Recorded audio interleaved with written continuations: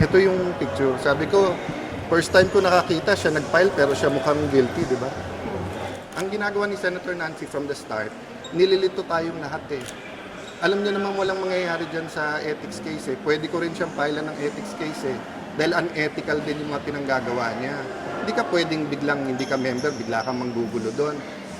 Nagsasalita pa chairman, gusto mong mauna ka, pinagbigyan ka na, tapos magwo-walk out ka in that manner. Even si Senator Miriam, hindi ganun mag-walk out. Di ba? Meron siyang pasubali sa chairman or whatever. Pero ano mangyayari kung kakasuhan ko rin siya sa ethics, di ba?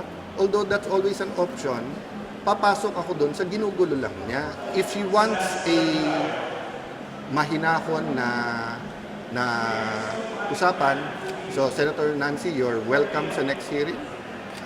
If you want time to speak, you want 30 minutes, you want 45 minutes, sabihin mo. Pero sumunod tayo sa rules and order.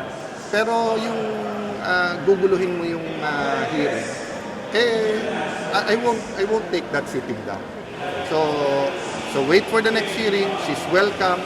I'll give her time.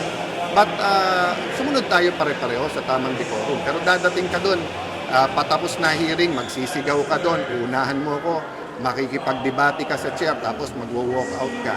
Diba? Guguluhin mo lang. Oh. Yun ang kanyang intensyon na ang maging news kami. Imbis na yung news, yung building. So, mag-file ka ng ethics ngayon, pero ang sagot ko pa rin sa iyo, eyes on the ball, Senator Nancy.